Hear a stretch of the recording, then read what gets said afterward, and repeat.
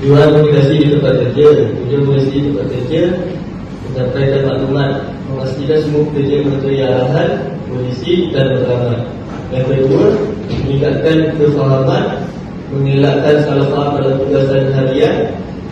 Yang ketiga, mewujudkan kerjasama, menggalakkan semangat berpasukan antara majikan dan pekerja.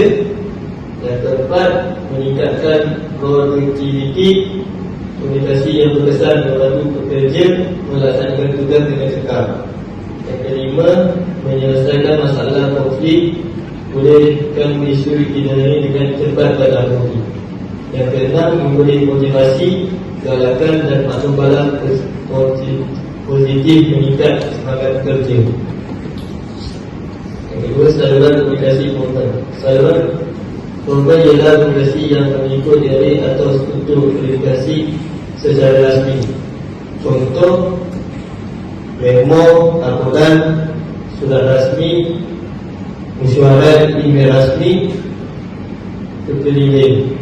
Ciri-ciri melalui politik dan saluran yang ditetapkan, rekod rasmi disimpan, digunakan untuk urusan kerja yang penting. Rantaian komunikasi formal. Rantai maklumat disampaikan mengikut dari atas ke bawah. Contohnya pengurus, penyelia, pekerja. Yang kedua, roda. Semua komunikasi melalui satu pusat. Contohnya ketua kumpulan. Yang ketiga, wajibot. Gabungan komunikasi menegakkan dan mendata. Yang keempat, jalan. Komunikasi berlaku antara individu yang mempunyai kedudukan yang sama. Kelima, semua saluran. Semua lagi bebas berkomunikasi antara satu sama lain.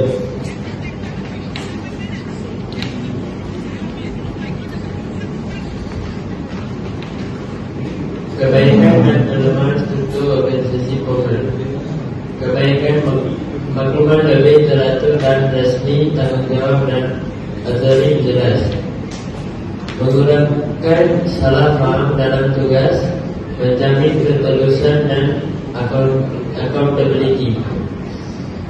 Kelemahan, prosedur komunikasi lebih lambat kerana perlu ikut hierarki, kurang fleksibel untuk berinteraksi antara jabatan, risiko maklumat disalah tafsir semasa turun ke peringkat bawah.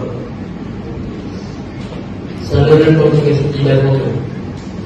Saluran tidak formal ialah komunikasi yang berlaku tanpa ikut saluran resmi organisasi. Contohnya, perbualan santai, mesej peribadi, media sosial, sembang di pantry atau WhatsApp. Ciri-ciri bersifat spontan dan tidak resmi, berlaku secara cepat dan meluas, tidak direkod secara resmi.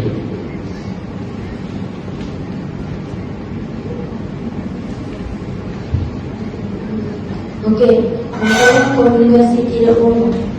Single strand. Seseorang menyampaikan maklumat kepada seorang lagi secara berantai. Gossip network. Seseorang menyampaikan maklumat kepada ramai orang sekaligus. Probability network. Maklumat disebarkan secara lawak kepada sesiapa sahaja. Cluster network. Individu yang berkongsi maklumat dengan kumpulan kecil atau rakan-rakan. Kebaikan dan kelemahan komunikasi tidak formal.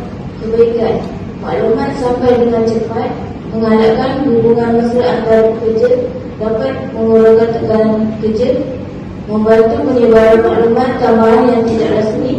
Kelemahan, maklumat mungkin tidak tepat atau diseluruh, tidak ada bukti rasmi atau rekod bertulis, boleh menimbulkan salah faham dan konflik, sukar dikawal oleh pihak pemesan. Kesimpulannya, komunikasi yang berkesan di tempat kerja amat penting untuk memastikan organisasi berjaya dengan lancar. Gabungan antara komunikasi formal dan tidak formal mampu meningkatkan berkesanan penyampaian maklumat, mewujudkan suasana kerja harmoni dan membantu pencapaian objektif organisasi.